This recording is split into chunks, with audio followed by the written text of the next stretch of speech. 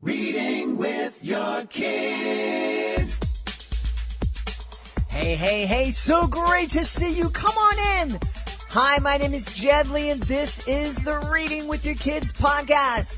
My trusty dog, Augie, is here with me in the beautiful Reading with Your Kids studios, located in the lovely neighborhood of Reedville in the southwest corner of Boston, Massachusetts. We are so happy that you're a part of our beautiful Reading with Your Kids family. Thank you so very, very much. We have a wonderful show for you today. We're talking to two of our friends, mother and daughter team, author and illustrator Nita Clark and Kathy Doherty. We're here to talk about their brand new middle grade book, The Royal Search for Shenanigans. Before Nita and Kathy come in, we want to let you know that this episode of the Reading with Your Kids podcast is sponsored by The Crabapple Tree by Tom O'Toole. Tom O'Toole wrote The Crabapple Tree to teach kids how to accept and love the differences in all of us, especially the differences that we see in ourselves. The Crabapple Tree is about bravery, courage, and standing up for yourself. It's about the athletic girl who is told you're not pretty enough.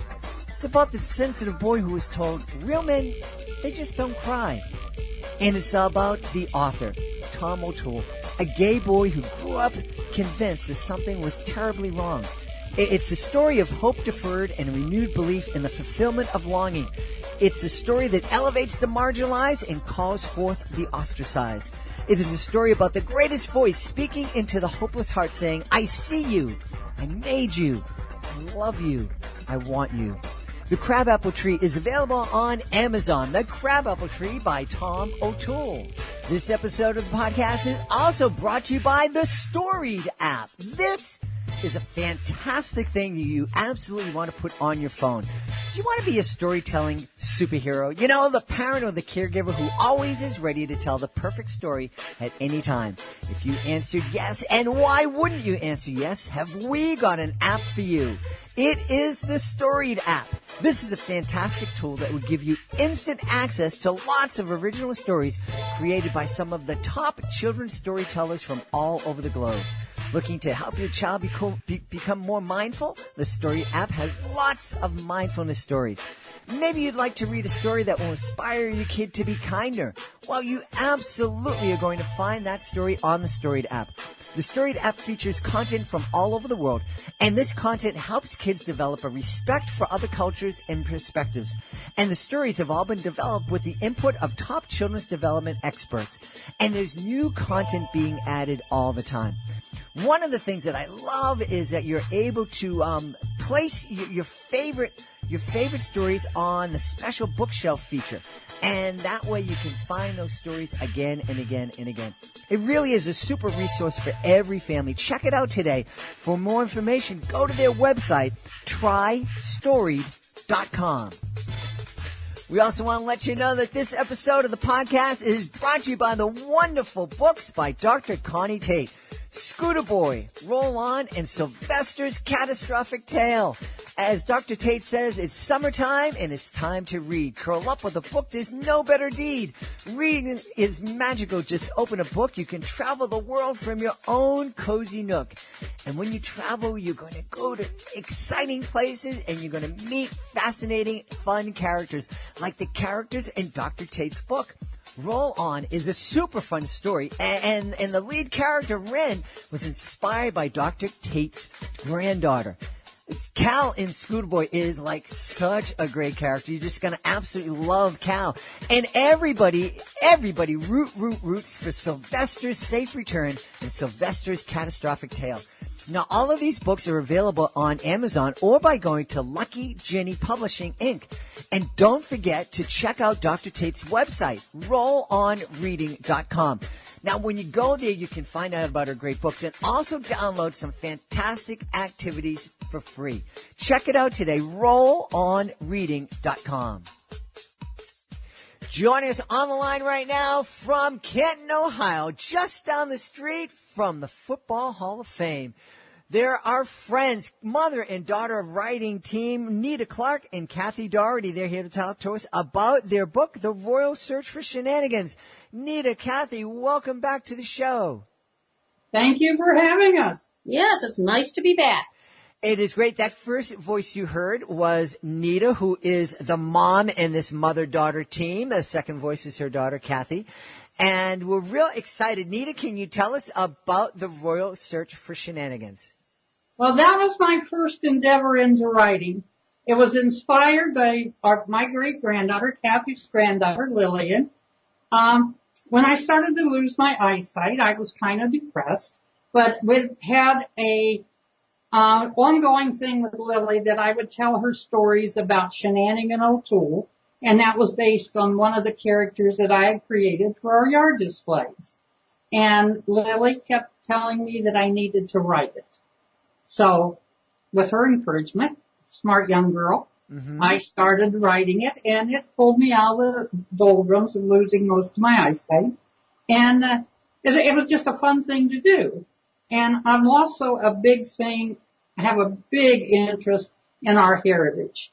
And I wanted to create something that might inspire the young people to realize that not only their actions affect what they do in their life today, it can affect the lives of generations to come. Just as our ancestors, their decisions to come to this country, work on creating our country, all the things they sacrificed affected my life. Those actions that I do will affect their lives, and I wanted that to be presented to them in an enjoyable, entertaining way rather than having it, being preached to them. Yeah, and that's really important. The idea of telling, passing lessons along through story, it is a much more effective way of teaching than sitting down and preaching or lecturing or just yammering on to kids over and over, and so it just goes in one ear and right out the other. Exactly. Exactly. Yeah. And with, like I said, with Lily's encouragement, it was something I always wanted to do. And at 80 years old, I was kicking 80 at the time. I figured if I was ever going to do that, it was the time to get it done. And so it's, been an exciting 2.5 years since we come out with the Royal Shenanigans and all the things that's followed since. Wow. Writing, once you get one book published, it's addictive. You're looking for your next. So, the last 2 years, rather than being a depressing time, it has presented all these challenges and all these new things that I've been able to learn and pass on. And, it's just been a real blessing. Well, I'm really excited for you. But I have to ask, Kathy, do you ever feel kind of like overwhelmed that you can't keep up with your mom? No, she keeps trying to get me confused, but surprisingly, so far she has yet to do it. I won't say she won't succeed sometime, but she keeps me busy. The story behind Royal Shenanigans, it's interesting. You wanted to tell this story to kind of pass on some values to kids. Tell us a little bit about the values that you want kids to learn about in the Royal Shenanigans, the search for Royal Shenanigans. We come up with the rules because I think kids want rules. We have the princess rules, and then we have for the little boys, the code of conduct. Because I think kids want to know what's expected of them, and they will live up to it. If you don't give them rules, they'll live down to not having rules. And in our house, with raising my kids, the rules were the rules were the rules. This is the way it is, and there's no negotiating. Parents shouldn't negotiate with kids. You set some realistic goals, some realistic rules, and you don't change those. Because if you do, the kids just get confused. And if you give in the first time, it just encourages them to to badger you more the second time. So, that's one of the things we've tried to teach our great-grands even, is that the rules are the rules. And it's not there to be mean or anything. It's just that these rules are there to make your life easier and more secure. And someday you'll understand why those rules are there. Kathy, was it difficult? How long did it take you to understand that there was no no negotiation, that rules are rules, and you just got to kind of buckle up and deal with them. Not long. I have 3 older brothers. They tested everything out. Well, since I grew up with 7 brothers, I know exactly where she's coming from. My goodness. Tell me, do you ever get any pushback from folks who see the code of conduct and for the princes and the rules for the princesses? Do you ever get any pushback that, oh, this is kind of old fashioned and we don't need, we're living in the year 2019 and things are different now? Not so far, but even so, there's nothing wrong with being old-fashioned. You know, like people, times have changed, but people are still people. They have the same needs and values as I did when I was little. So even if we would, it wouldn't bother me that much because you can't please everybody. You're absolutely true and right about that. And it's, I think it's something that we forget sometimes, and it's an important lesson for adults to remember that you can't please everybody. It's important to listen to folks and if their ideas are being presented reasonably and respectfully, it's important to kind of hear them and consider them. But you can't make everybody happy, and that's an important rule for our kids and also for us, I think. And I think our kids learn from what they see more than what they hear. Mm-hmm. So if they see us not living up to what we actually believe in and stand for, then it confuses them and they're not sure how they should behave. Mm-hmm. Mm-hmm. Now, how does in your team, the way your team works, Nita, you create the stories and you're the author. Kathy, you are the illustrator. How is that relationship? Is it something that runs smoothly, or do you ever have differences of opinions? Not really. We've worked together with our other business for more than 20 years, so we've gotten to where we know pretty much what the other one's thinking, and we also know how to put the words to ask the questions without hurting feelings. Mm-hmm. I mean, it's respect. It's Kathy is, I think what has made my husband and I, our marriage successful, which will be 65 years next week, the fact that what he's good at, I'm not, what I'm good at, he's not. And because we have that mutual respect for our strengths and our weaknesses, it makes it easy to work together. And I think that's the way it is with Kathy, except Kathy's she lucked out. She got the best of both of us. That's wonderful, and it's incredible. 65 years of marriage, and he still calls me honey and sweetie, and tells me he loves me every day, several times a day, and never leaves a dinner table without saying thank you. That was a good meal. Helps me with the dishes. All the little things that really mean a lot. So is that, I know we're getting off the subject of the search for royal shenanigans, but I have to ask, because my wife and I are working on 30 years, and I'd love to be able to, thank you, I'd love to be able to celebrate 65 years. Is that the real key, those, taking care of those little things and those little gestures? Is that the key to staying together for so long? Well, it was for us. I'm no expert. I just think I got lucky. I know my husband and I both marveled how such 2 dumb young kids could have been smart enough to know that we belonged together. I mean, we still marvel at that. I don't know what the key is, other than I do know that it has been the little things that has meant so much to me. And the fact that raising our kids, I got to be a full-time mom because he didn't mind going out and working a part-time job to be able to afford to do the little extra things that we wanted to do with the kids. Mm-hmm. So I could stay home and be a full-time mom.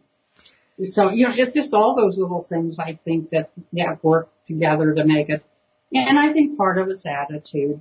I think today we live in a throwaway society and we're too anxious to even throw away people. relationships instead of, working out the little bumps and inconveniences sometimes. It's just a different, it just makes a difference when you're determined that it's going to work. This is really true. And,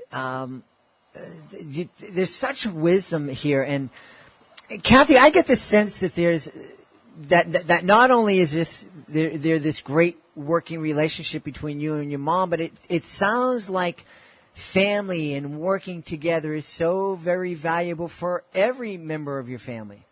It is. Like I said, I've worked with my mom now for more than 20 years. My children never went to daycare. Once my husband retired from the Navy and we moved back from Ohio, there's no daycare. My youngest never saw the inside of a daycare. She came to work with me. My granddaughters have come to work with me. And that way, everybody gets to work and the kids get taken care of, but it's all family. And we've been there countless times. My kids know that if there's a problem, all they got to do is say, Mom, and I'll be there. Mm-hmm, mm-hmm. Yeah. I laugh at Kathy's granddaughter Lily. By the time was 5, she could sit at the desk and take an order as well as I could.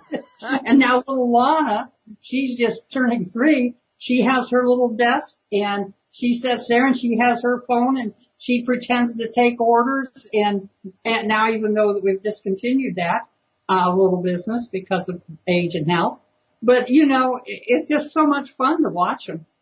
I just love it.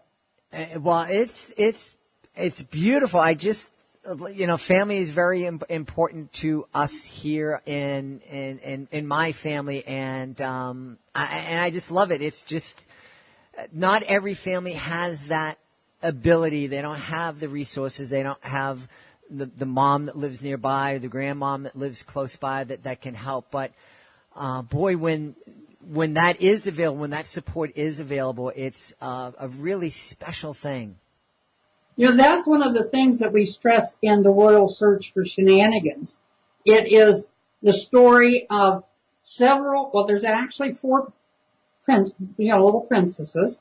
The first one is back in 1690.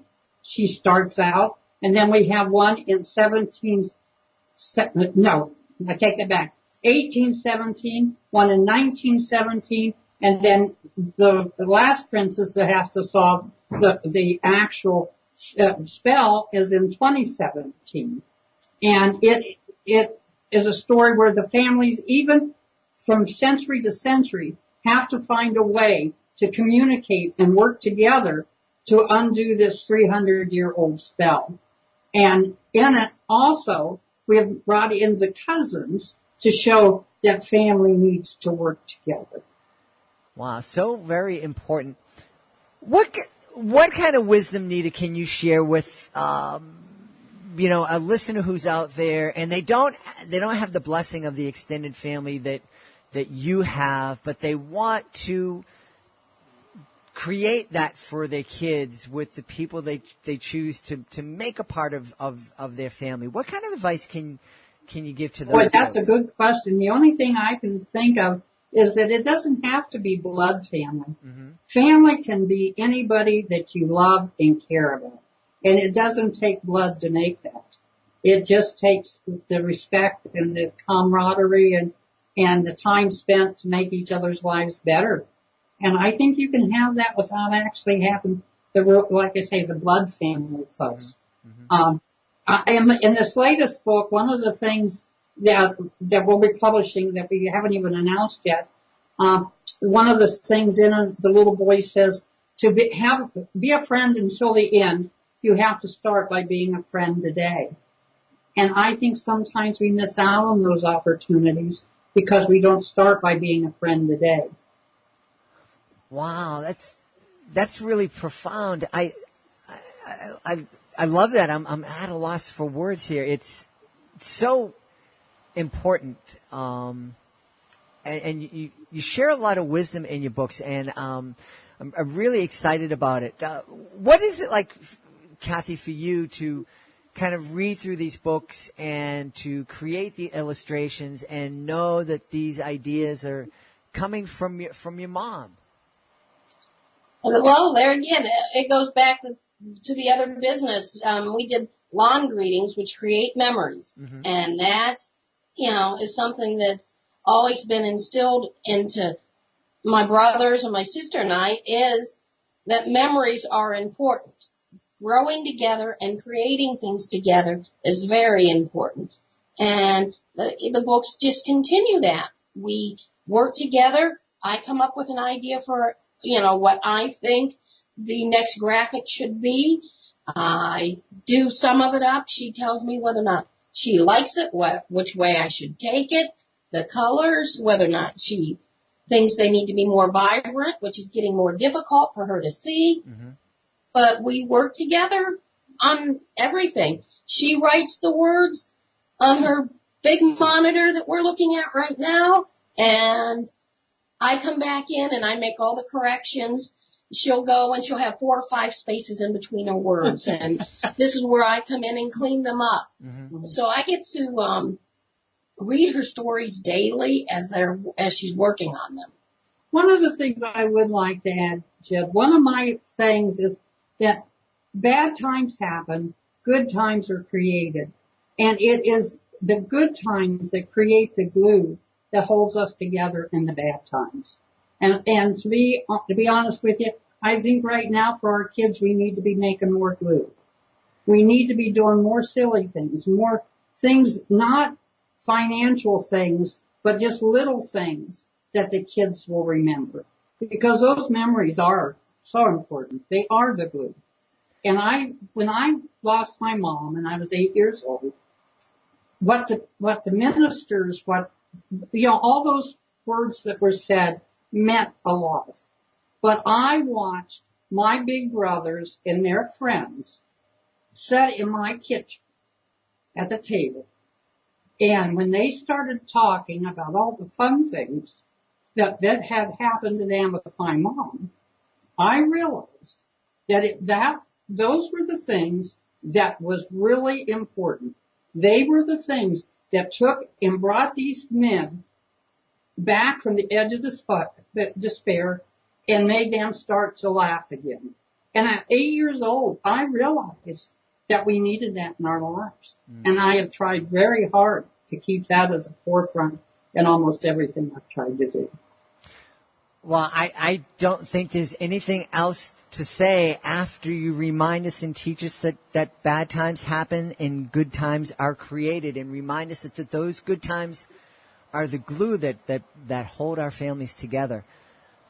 Before we do go, can you remind us where we can find out more about the Search for Royal Shenanigans on the web? Okay, you can find us at our website, aneatreadpublishing.com. We're on Amazon, BarnesandNoble.com, Apple Books. We're pretty much everywhere with our books. You can find them ebooks, paperback, and hardback. We've had such a great time speaking to the author and illustrator of The Royal Search for Shenanigans, Nita Clark and Kathy Doherty. Ladies, thank you so much for being on our show. Thank you for having us. It's always a pleasure. Thanks for talking to you once more. Please be sure to join us for the next edition of the Reading with Your Kids podcast. Our guest will be Marla Humer. She'll be coming back to the show to celebrate her brand new picture book, The Circus Fish, and also tell us how we can work with our kids to create our own picture books. If you are the author of a great children's book, we would love to help you tell the world all about it. Being a guest on the podcast, it's a great way to tell thousands and thousands of people about your super new children's book. It's really easy. Every author that comes on tells me that it's fun, and it is absolutely free. You can go to our website, readingwithyourkids.com, click on the contact button, let us know about your great book. We will let you know the next easy steps. We would like to thank the folks who made today's show so very wonderful. Mother and daughter team, Nita Clark and Kathy Doherty. I love listening to the wisdom that comes from Nita. And I especially love what she said today. Bad times happen, good times are created, and good times are the glue that holds us together. Remember that. Remember that as you're creating good times with your family.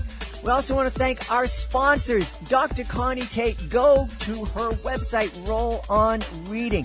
We want to thank Tom O'Toole. Check out his book, The Crabapple Tree. And, of course, we want to thank our folks over at the Storied app at trystoried.com. I want to thank my amazing producer, Fatima Khan. Fatima, thank you so much. Be sure you check out her blog at readingwithyourkids.com. I want to thank my beautiful wife for all the support that she gives me, and I want to thank you. Thank you so much for joining us today. Thank you so much for subscribing to the show on the iHeartRadio app, on Spotify, on Himalaya, on Podcast Addict, on Apple Podcasts. And, of course, most of all, I want to thank you so much for taking the time to make the world a better place by reading with your kids. I'll be looking for you in the next edition of the Reading with Your Kids podcast.